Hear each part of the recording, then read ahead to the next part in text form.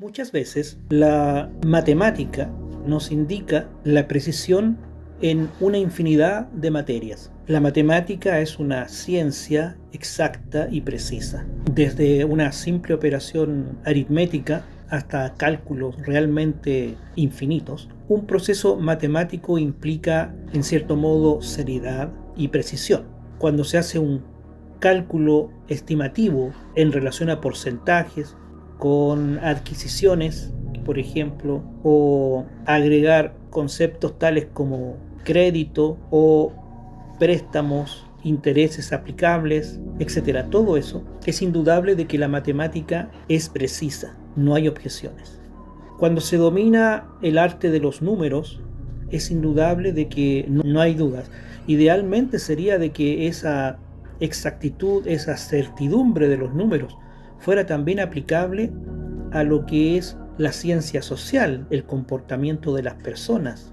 Por ejemplo, la psicología intenta, en cierto modo, tal vez establecer un parámetro exacto, preciso, en cuanto a los comportamientos humanos. La sociología, en términos también generales, lo mismo, pero en virtud ya de grandes conglomerados de personas. Se establecen ciertas, tal vez, estipulaciones precisas respecto a cómo el comportamiento humano puede predecirse, y también en lo psicológico. Y las ciencias sociales, la sociología especialmente, intenta, dentro de su perspectiva general, establecer parámetros que puedan permitir establecer certidumbres en el comportamiento de las masas, de los grandes conglomerados humanos. Un escritor de ciencia ficción, Isaac Asimov, elabora el concepto de psicohistoria. Un psicohistoriador establece parámetros de comportamientos sociales proyectados a un futuro lejano y establece el modo de cómo esa sociedad, cualquier sociedad, se va a comportar dentro de tal vez 100, 200, 500 años. A quien le interese esta idea, lea la trilogía que este escritor escribió, Fundación, en donde establece más o menos el concepto de la psicohistoria, los psicohistoriadores. Establecer cierto grado de certidumbre al comportamiento humano a partir de lo que en el momento histórico le toca vivir. Es algo interesante. Esa certidumbre indudablemente solamente lo brinda lo que es la matemática. Por ejemplo, dentro de lo que hoy en día es la astronomía, por ejemplo, que estudia el movimiento de los astros, la composición de la luz que indica tal vez el tipo de gases que un planeta o una estrella tiene, y establecen a través de esos parámetros visuales o de la parte cromática del color que establece tal vez la distancia de ese astro o de ese planeta. Es indudablemente fabuloso que la astronomía pueda transformarse en una ciencia exacta. De pronto, para algunos lo es si observamos los planetas que nos circundan, que forman parte de nuestro barrio estelar, nuestro sistema solar.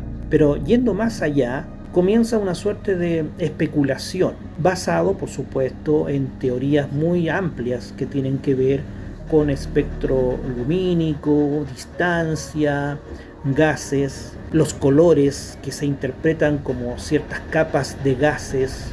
En fin, yo no soy experto en ese tema, pero por ahí va el asunto de la astronomía. La madre de la astronomía es la astrología, y la astrología, obviamente, intentaba establecer una relación de estrellas, del firmamento, de la posición de los planetas, a la fecha en donde se producía el nacimiento de todos nosotros, de cada uno de nosotros. De ahí nace el horóscopo, por ejemplo, que no está de más de pronto leer cada mañana o buscarlo en internet a ver cuán preciso puede ser. Pero de ahí elaborar precisión, exactitud, queda mucho por delante o mucho por descubrir. Se transformó en una ciencia que al cabo de las décadas y de los milenios fue perdiendo cierta categoría hasta transformarse en lo que es hoy, la astronomía.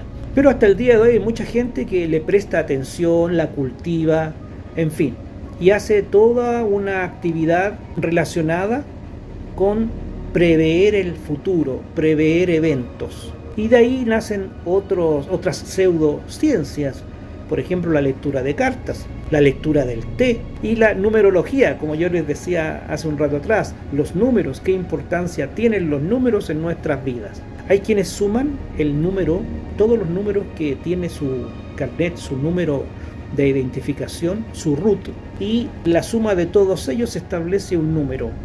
Y ese número es interpretado a través de la numerología. La idea básica es tal vez establecer una relación de nuestro comportamiento humano en relación a un número. Y eso vuelve indudablemente interesante un tema que hasta cierto modo no es muy considerado por diferentes razones, pero a modo de entretenimiento es muy importante manejar ese dato.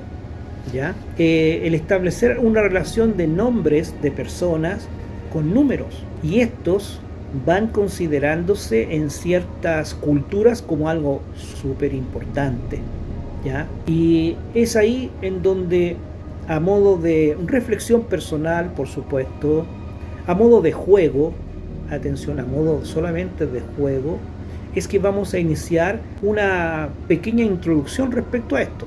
Ahora, yo digo a modo de juego, sin embargo hay otras personas que lo consideran real, lo consideran muy importante, por diferentes razones.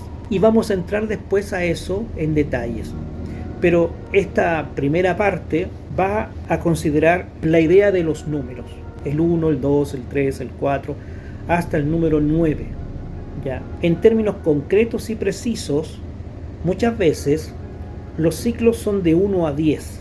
En el fondo de 1 a 9, porque el 1 y el 0, en definitiva, es 1. 1 y 0 es 1. De 1 a 9.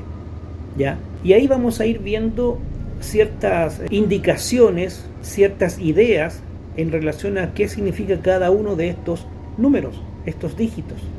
En términos muy sencillos, los vamos a explicar. Es una manera entretenida para que lo conversemos entre nosotros, entre amigos, con familiares, en algún momento en donde no hay nada que hacer y están todos aburridos, jugar con los números.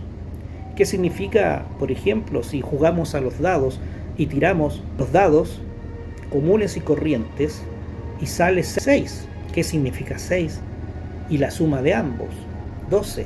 Y la suma de 1 y 2, 3. Por ejemplo, son juegos. Y si tiramos los dados y sale 5 y 4, por ejemplo, ¿qué significa 5 y 4? Y la suma de ambos, 9. Son conceptos básicos, más bien intuitivos, pero que tienen una raíz básica en relación a los números.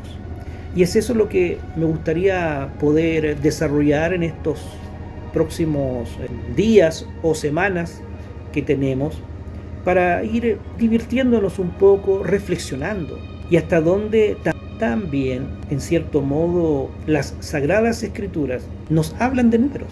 Acuérdense ustedes, por ejemplo, Jesús le dice a sus discípulos: yo soy Alfa y Omega. Vamos a ver esa parte importante, o sea, el inicio y el fin, o sea, el comienzo de un ciclo y el término de este. En las cartas, por ejemplo, As, la letra A del naipe sajón o el naipe inglés, con el cual se juega póker, tiene un significado el as.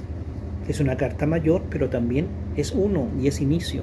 Bueno, son estos detalles que vamos a conversar, y en cómo todo esto se relacione también con nuestras creencias, con las Sagradas Escrituras. Todo eso lo vamos a ir viendo de a poco. Espero de que esta pequeña introducción los motive a seguir los próximos videos.